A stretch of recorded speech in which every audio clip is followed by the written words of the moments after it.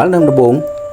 ចាប់តាំងពីមនុស្សដែលព្រះអង្គបានបង្កើតមកបានធ្លាក់ទៅក្នុងអំពើបាបទៅព្រះអង្គតែងតែមានប្រហារតីអាណិត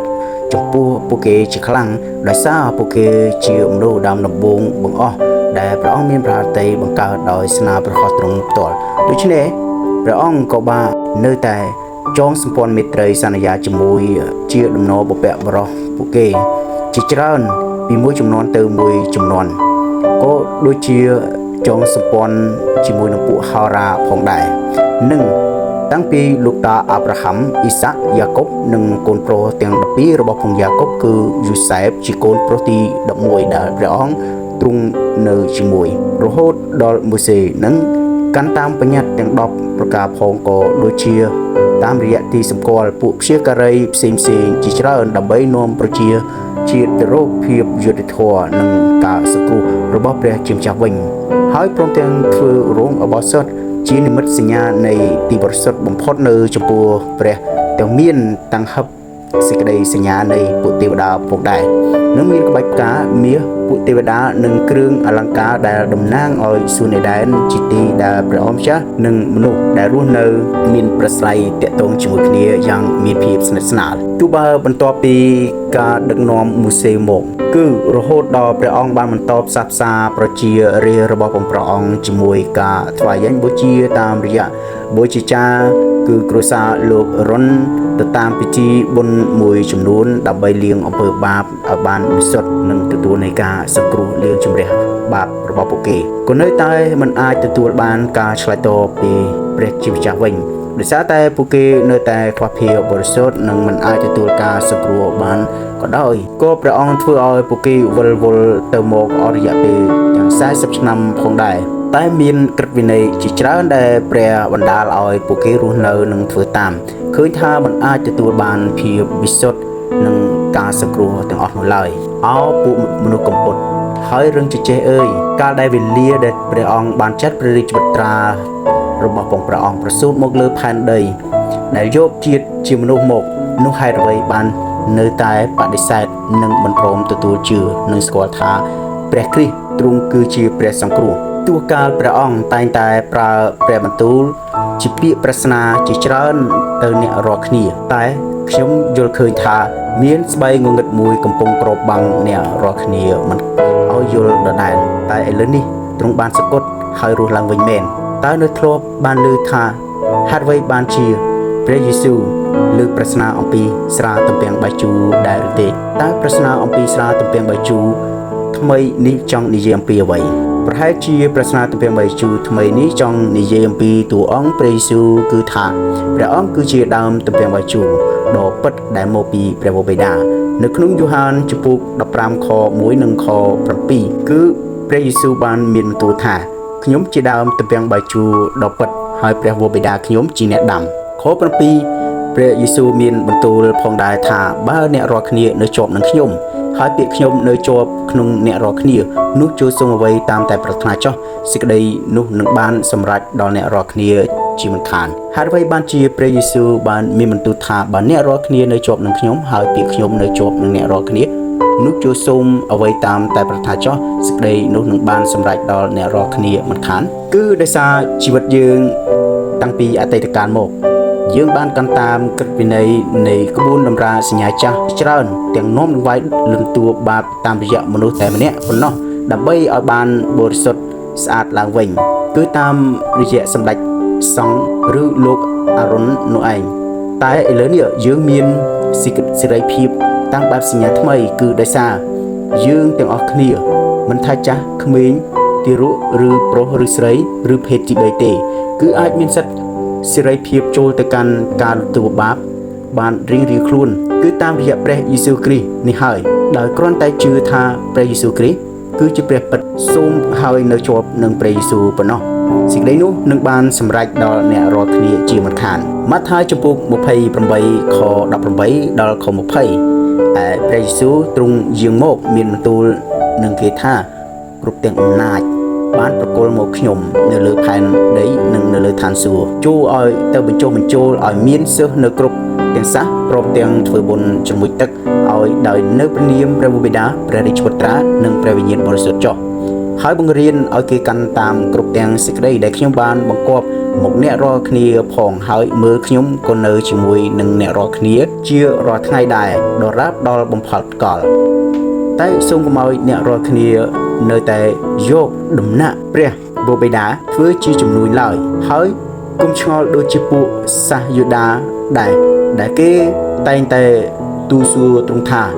ដែលលោកធ្វើយ៉ាងដូចនេះនោះតើនឹងសម្ដែងទីសម្គាល់ណា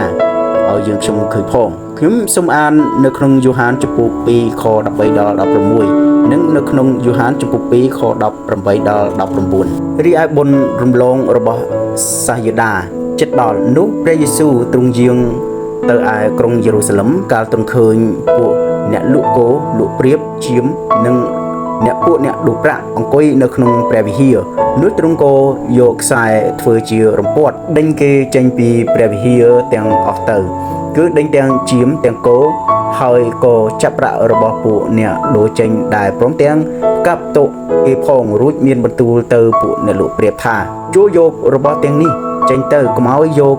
ដំណាក់នៃព្រះពុបិតាខ្ញុំធ្វើជាផ្ទះជំនួយឡើយនៅក្នុងយ៉ូហានចំពោះ2ខ18ទៅ19ដូច្នេះពួកសាសយូដាគេទូសួរទ្រង់ថាដែលលោកធ្វើយ៉ាងដូចនេះនោះតើនឹងសម្ដែងទីសម្គាល់ណាឲ្យយើងខ្ញុំឃើញផងព្រះយេស៊ូវទ្រង់ឆ្លើយទៅគេថាចូលបំផ្លាញព្រះវិហារនេះចុះរួចក្នុងរវាង3ថ្ងៃខ្ញុំនឹងសង់ឡើងវិញគឺមានន័យថាទ្រង់នឹងរស់ពីស្លាប់វិញនៅថ្ងៃទី3ហើយសេចក្តីស្លាប់គ្មានអំណាចទៀតទេហើយដូច្នេះបានជាព្រះយេស៊ូវមានប្រស្នាឲ្យយើងរាល់គ្នាយល់អំពីការប៉ះកំណាត់ថ្មីជាមួយនឹងអាវចាស់មិនបានពីព្រោះកំណាត់ចាស់គឺប្រៀបនឹងក្រឹតវិន័យចាស់ដែល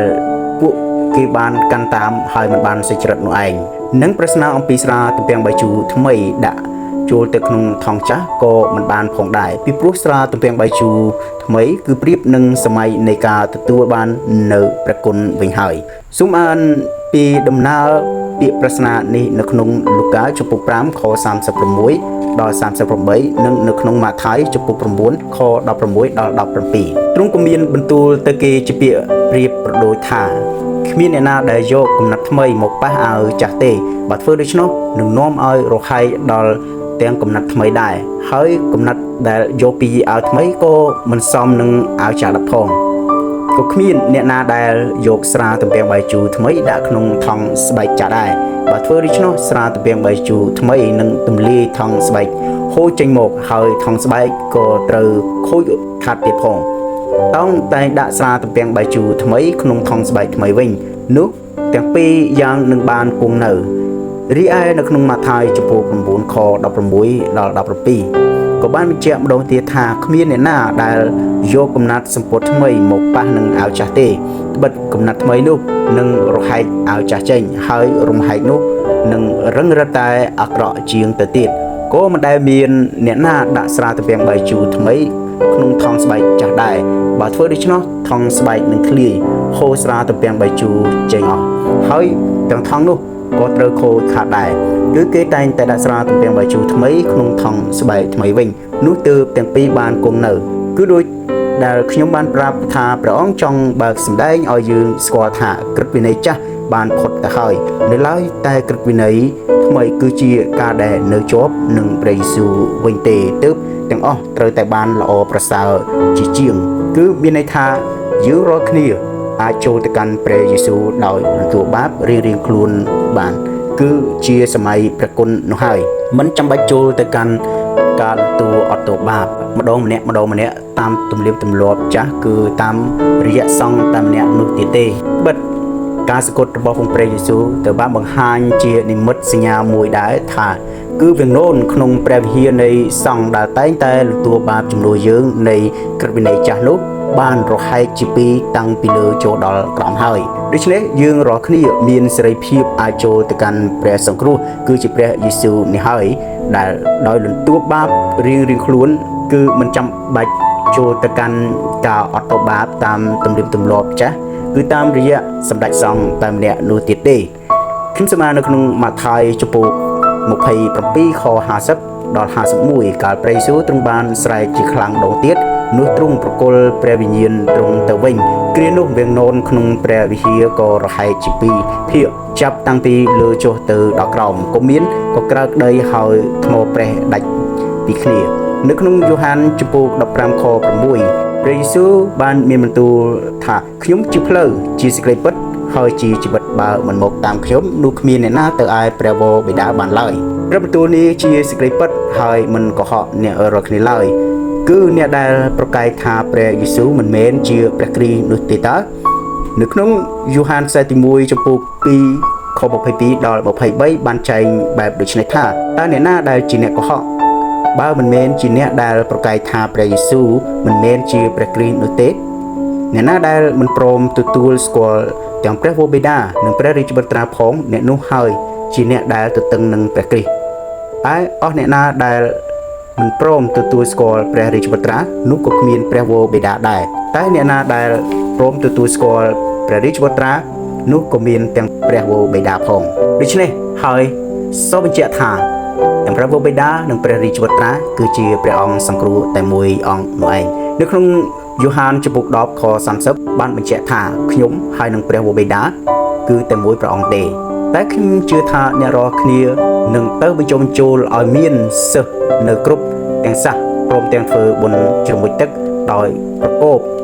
នៅក្នុងព្រះនាមព្រះវរបិតាព្រះរាជបុត្រានិងព្រះវិញ្ញាណបរិសុទ្ធចុះហើយបង្រៀនឲ្យគេកាន់តាមគ្រប់ទាំងសេចក្តីដែលព្រះយេស៊ូវបានបង្គាប់មកអ្នករាល់គ្នាផងដែរថាដូចជានៅក្នុងម៉ាថាយដដែលចំពោះ28ខ18ដល់20ហើយព្រះយេស៊ូវទ្រង់យាងមកមានបន្ទូលនឹងគេថាគ្រប់ទាំងអំណាចបានប្រគល់មកខ្ញុំនៅលើឋានសួគ៌ហើយនៅលើផែនដីផងដូច្នេះជួយទៅបញ្ចុះបញ្ចូលឲ្យមានគ្រប់សិស្សនៅគ្រប់ទាំងសាសព្រមទាំងធ្វើបុណ្យជម្រះទឹកឲ្យគេដោយនៅព្រះនាមព្រះវរបិតាព្រះរាជបុត្រានិងព្រះវិញ្ញាណបរិសុទ្ធចុះហើយបង្រៀនឲ្យគេកាន់តាមគ្រប់ទាំងសេចក្តីដែលខ្ញុំបានបង្គាប់មកអ្នករាល់គ្នាផងហើយមើលខ្ញុំក៏នៅជាមួយនឹងអ្នករាល់គ្នាជារាល់ថ្ងៃដែរដរាបដល់បំផុតកលសូមឲ្យអ្នករាល់គ្នាបានប្រកបដោយព្រះគុណនិងបានប្រកបដោយស្រាទំពាំងបាយជូរថ្មីគឺជាតួអង្គនៃព្រះយេស៊ូវគ្រីស្ទនេះចុះអាមែន